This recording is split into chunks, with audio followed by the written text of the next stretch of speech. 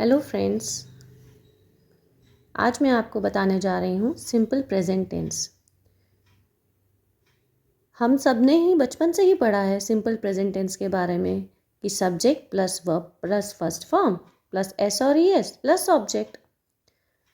लेकिन सिर्फ यही रूल नहीं है, सिंपल प्रेजेंट टेंस में और भी बहुत कुछ है जो मैं आज आपको बताने वाली हूँ। कई बार वर्ब में एस और ईएस नहीं लगा होता है और हम पहचान ही नहीं पाते हैं टेंस की टेंस कौन सा है। हम क्यों इतना कंफ्यूज होते हैं? हम सिंपल प्रेजेंट टेंस को सबसे इजी टेंस मानते हैं, but it is not true. इसी में हम गलती कर देते हैं। तो चलिए आज मैं इस वीडियो में आपको बताने वाली हूँ सिंपल प्रेजेंट टेंस के बारे में। सबसे पहले जो मैंने रूल लिखा है वही हमारा बचपन से सीखा हुआ रूल कि वर्ब प्लस एस और ईएस। लेकिन एस और ईएस हम सिर्फ सिंगुलर सब्जेक्ट्स के साथ यूज़ करते हैं वर्ब में। सिंपल प्रेजेंट टेंस में हमें दो सब्जेक्ट्स को देखना होता है। वो दो सब्जेक्ट्स कौन से होते हैं? पहला होता है सिंगुलर सब्जेक्ट और दूसरा प्लूरल सब्जेक्ट। तो पहले जान लेते हैं सिंगुलर सब्जेक्ट्स कौन कौन से होते हैं।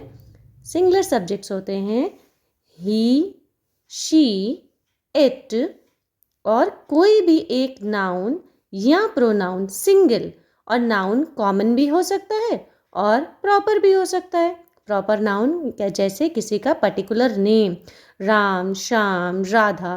कॉमन नाउन में चिल्ड्रन कुछ भी हो सकता है।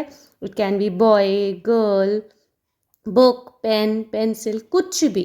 It can be a common noun. ठीक है, सिंगल कॉमन नाउन। फिर प्लूरल सब्जेक्ट के बारे में जान लेते हैं। Plural subjects means, plural means एक से ज़्यादा, यानी कि दे, वी, यू, आई और मोर देन वन नाउन और more than one common noun और प्रॉपर नाउन, जैसे Jack and Jill, Ram and Shyam. आप इसमें देख रहे हैं टू सब्जेक्ट्स यूज़ हो रहे हैं। तो जहाँ एक से ज़्यादा सब्जेक्ट यूज़ होता है वो हमारा प्लूरल सब्जेक्ट होता है। और ये प्रोनाउंस हमारे प्लूरल सब्जेक्ट्स में आप कहेंगे यू और आई, ये तो सिंगुलर पर्सन के लिए यूज होते हैं, बट ये सिंपल प्रेजेंट टेंस में प्लूरल वर्ब लेते हैं, यानी कि इसके साथ हम एस और ईएस का यूज नहीं करते हैं। अब जैसे मैंने यहाँ पे लिखा सिंगुलर सब्जेक्ट्स लिखे हैं ही, तो ही के साथ हम वर्ब में एस या ईएस, एस लगाएंगे, ओके, और ES according to the verb. He eats, she dances, It barks, Radha runs, my brother likes। तो आपने यहाँ पे देखा कि सिंगुलर सब्जेक्ट्स के साथ वर्ब में हमने एस और ईएस यूज़ किया है। लेकिन ये भी सिंपल प्रेजेंट टेंस है, बट यहाँ पे हमने वर्ब में एस और ईएस का यूज़ नहीं किया है, कहीं पे भी नहीं किया। क्यों? क्योंकि ये सब प्लूरल सब्जेक्ट्स हैं।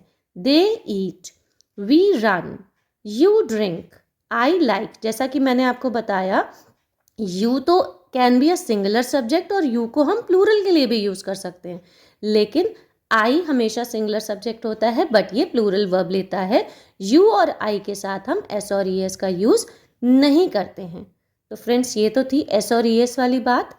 अब हम जान लेते हैं कुछ सेंटेंसेस में ब्रैकेट में बी लिखा होता है, तब हम बहुत कंफ्यूज हो जाते हैं कि ये तो बी लिखा हुआ है, तो हम क्या करें, बी में कौन सा यूज़ करें। तो चिल्ड्रन, बी वर्ब्स क्या होती हैं सिंपल प्रेजेंट टेंस में? बी वर्ब्स होती हैं इज, एम और आर। जब भी आप ब्रैकेट में बी लिखा हुआ देखें और आपको सिंपल प्रेजेंट टेंस भरना है, तो आप इज, एम या आर में से चूज करोगे। इज हम यूज करते हैं सिंगुलर सब्जेक्ट के साथ, अगेन जैसे ही is, she is, it is, Radha is, okay. Then am हम हमेशा सिर्फ और सिर्फ आई के साथ ही यूज करते हैं, आई एम। आर हम यूज करते हैं प्लूरल सब्जेक्ट्स के साथ, जैसे they are, we are, you are. I के साथ मैंने बता दिया आपको एम यूज होता है, ठीक है। तो ये होते हैं हमारे सिंपल प्रेजेंट टेंस के बी वर्ब्स जो किसी की स्टेट बताते हैं, जैसे कि वो ब्यूटीफुल है, वो टॉल है, मैं हैप्पी हूँ, वो अब बेटर हैं। लेकिन आपके मन में एक क्वेश्चन आ रहा होगा कि इज एम आर तो एज अ हेल्पिंग वर्ब हम यूज करते हैं प्रेजेंट कॉन्टिन्यूअस टेंस में। यस, हम यूज़ करते हैं, बट ये हेल्पिंग वर्ब का काम करते हैं, ऑक्सिलरी वर्ब का काम करते हैं। सिंपल प्रेजेंट टेंस में ये मेन वर्ब का काम करते हैं। आप देख सकते हैं यहाँ पे और कोई वर्ब नहीं है, इसलिए शी इज ब्यूटिफुल, इज यहाँ पे मेन वर्ब है। तो जब is am are main verb की जगह यूज होते हैं और ये बी वर्ब्स कहलाते हैं, ठीक है। तो he is tall, I am happy, you can see, आप यहाँ पे देख सकते हो उसके साथ कोई और वर्ब नहीं है, they are used as main verb, तो ये बी वर्ब्स कहलाते हैं। बी वर्ब्स का एक और वीडियो बना के डाला हुआ है, आप उसको और डिटेल में वहाँ से देख सकते हो। अब यहीं पर सिंपल प्रेजेंट टेंस खत्म नहीं होता है फ्रेंड्स, अभी एक और चीज़ बाकी है। आप यहाँ पे देख रहे हो मैंने कुछ सेंटेंसेस लिखे हैं, she has a pet, I have a pencil, he has a car, they have a good house. You can see, आप यहाँ पे देख सकते हो इसके बाद भी कोई मेन वर्ब नहीं है। आपके मन में ये क्वेश्चन आ रहा होगा कि हैज़ और हैव तो हम प्रेजेंट परफेक्ट टेंस में यूज़ करते हैं। हाँ, हम करते हैं, पर वहाँ हैज़ और हैव हेल्पिंग वर्ब का काम करते हैं, इनके साथ मेन वर्ब होती है जो कि वर्ब की थर्ड फॉर्म होती है। लेकिन सिंपल प्रेजेंट टेंस में भी जब ये मेन वर्ब का काम करते हैं तब ये सिंपल प्रेजेंट टेंस होता है। जैसे पोजेशन शो करते हैं, हैज़ और हैव चिल्ड्रन क्या शो करता है, पोजेशन। Possession means ownership. जब किसी की कोई चीज़ होती है या किसी के पास कोई चीज़ होती है तो वो ओनरशिप, पोजेशन शो करता है। तो जब हैज़ और हैव मेन वर्ब का काम करते हैं तब ये सिंपल प्रेजेंट टेंस ही होता है। जैसे कि ये लिखा है शी हैज़ अ पेट, उसके पास एक पेट है, ठीक है।